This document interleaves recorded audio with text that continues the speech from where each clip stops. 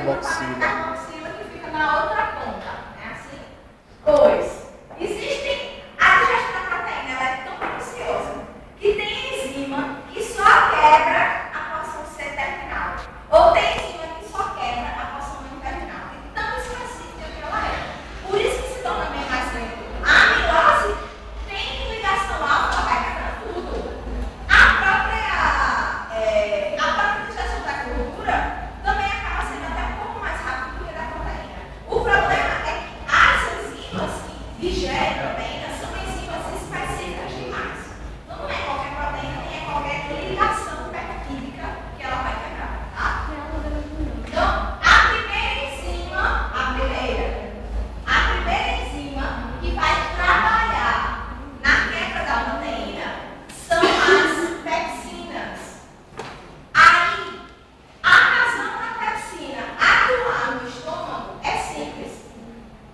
Vocês estudaram, foi nessa turma? Não me lembro. Mas vocês devem ter estudado, acho que sim, os agentes desnaturantes, né? Quais são os agentes desnaturantes da proteína? Altas temperaturas, tanto para baixo quanto para baixo, e agentes químicos, a parte química da pH. Estudando e agentes Agentes químicos. Pois, vai chegar no estômago com proteína altamente inovelada, né?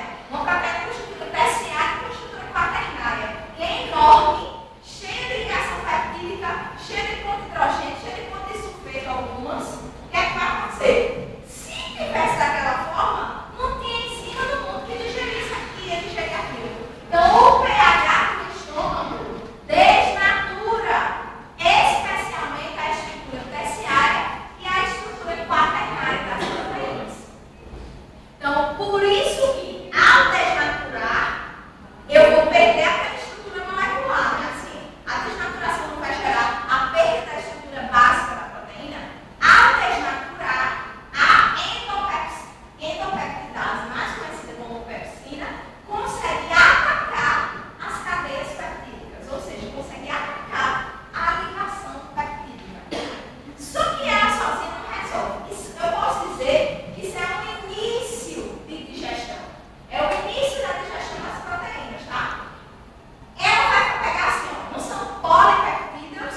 Vamos supor que eu tenho uma proteína com 50 aminoácidos unidos por ligação peptídica numa estrutura terciária, que é uma estrutura totalmente enovelada, tridimensional. Primeira coisa que vai acontecer, desnaturação.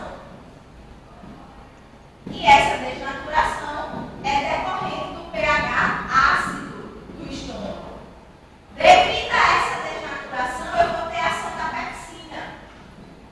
Essa pepsina quebra um polipeptídeo em peptídeos menores. Bipeptídeo, tripeptídeo, tá? Em peptídeos menores. Ela não quebra totalmente a proteína. A proteína, na forma que ela sai do estômago para o intestino, ela não sai nem perto de ser absorvida. Ela ainda precisa sofrer outro processo digestório no intestino. Tudo bem? Aqui, ó, essa figurinha resume tudo que eu quero falar. Depois eu vou falar. Tá? Aí o que é que vai acontecer? No intestino delgado, eu tenho praticamente 3 enzimas atuando concomitantemente. Algumas mais que as outras, até porque vai depender da estimulação hormonal para a produção dessas enzimas, tá? Então, eu vou ter a tripsina, eu vou ter a elastase e eu vou ter a quimiotripsina. Não sei se vocês se lembram, mas semestre passado, quando a gente falou de enzimas, a gente falou de uma estrutura enzimática chamada zimogênio. Lembra desse termo? Zimogênio. Mas tem lá no material que vocês viram, vou lhe dar uma letra. O zimogênio, ele é uma enzima inativa.